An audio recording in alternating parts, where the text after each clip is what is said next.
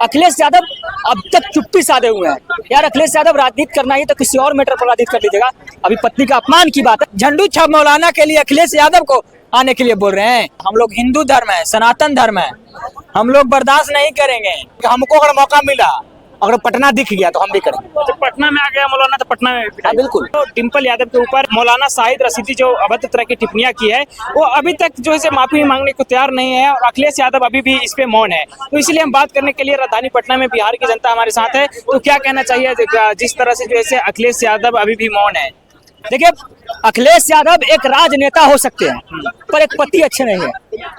इसका पूछिए कारण क्या, तो फिर बताएंगे हम। क्या कारण है? कारण ये है कि मौलाना शाहिद रशीदी के द्वारा इस प्रकार से आपत्तिजनक बयान दिया गया, भाषा बोला गया, उस भाषा को हम बोल नहीं सकते हैं आपके चैनल पे, उस भाषा को हम कह ही नहीं सकते आपके चैनल पे।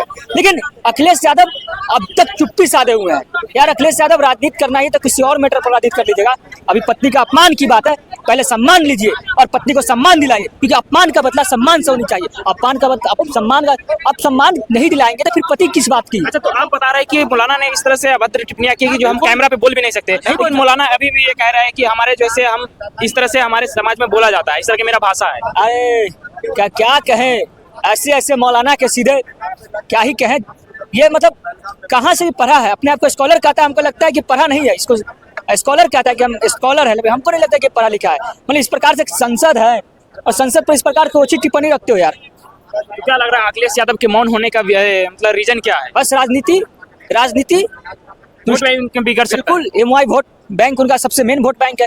सोच रहे हैं कि कहीं एम वाला वोट बैंक जो खिसक ना जाए, इसीलिए तो शांत है। लेकिन कमाल की बात यह है कि जो मुस्लिम कौम के लोग हैं वो मौलाना के साथ खड़े नहीं है, वो डिम्पल यादव के साथ खड़े हैं। लेकिन फिर भी अखिलेश यादव चुप है। भाई क्यों चुप हो यार, अभी तो आप बोलिए ना। अच्छा, मौलाना के जैसे थप्पड़ भी मारा गया है सपा पार्टी के मतलब कार्यकर्ताओं के द्वारा। देखिए, थप्पड़ मारना हर किसी चीज का सोल्यूशन नहीं होता है।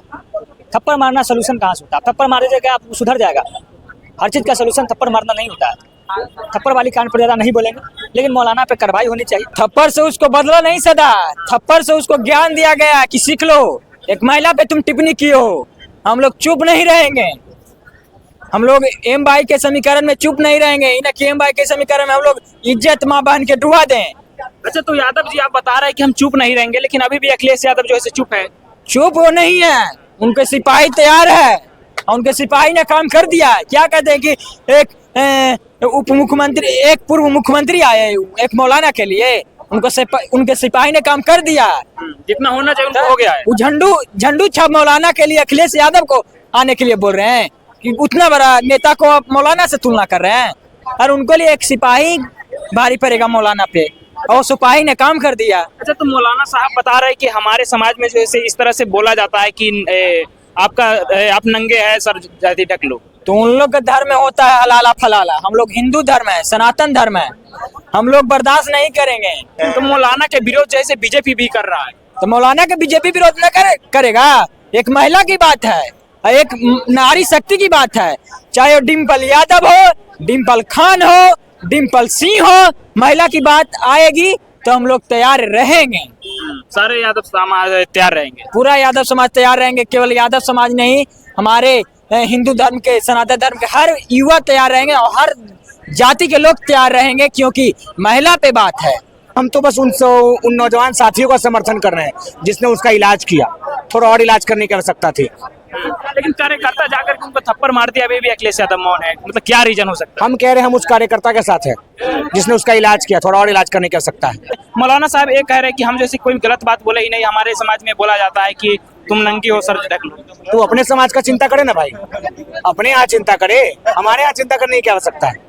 अपने समाज में ही रहे। अपने यहाँ चिंता करिए, हमारे यहाँ चिंता करने की क्या आवश्यकता है? हम उन साथियों के साथ खड़ा है जिसने उनका इलाज किया है। थोड़ा कम किया, इसलिए थोड़ा अफसोस हो रहा, थोड़ा और करना चाहिए था, थोड़ा और होना चाहिए, थोड़ा और होना चाहिए था। इसका विरोध बीजेपी भी कर रहा है। करने दीजिए बीजेपी को। बीजेपी तो हाथी का दांत है, खाने का अलग दिखाने का अलग। वो मौलाना का अगर निकालिएगा जीवन कुंडली तो दिखेगा कहाँ कहाँ मौलाना बीजेपी का समर्थन किया और कहाँ कहाँ मौलाना इसका विरोध किए। हाथी का दांत है बीजेपी। आप कहना चाह रहे हैं कि वो मौलाना जैसे बीजेपी के समर्थन? देख लीजिए ना भाई, उसका कुंडली ना निकालिए, उसका निकालिए, उसका सिस्टम पूरा पता चल जाएगा आपको। बीजेपी का दांत दिखाने और खाने का अलग अलग होता है, लेकिन हम उन युवा साथी के साथ खड़ा है जिसमें थप्पड़ जाके। अगर हमको मौका मिलेगा तो हम भी जाएंगे। अच्छा, आप भी जाइएगा बिहार से? मिलेगा तो हम भी जाएंगे। अब जरूरी थोड़ी कि यूपीए जाके होगा, जरूरी थोड़ी कि हम बोले कि हमको अगर मौका मिला, अगर पटना दिख गया तो हम भी करेंगे। तो पटना में आ गया मौलाना तो पटना में भी हाँ बिल्कुल।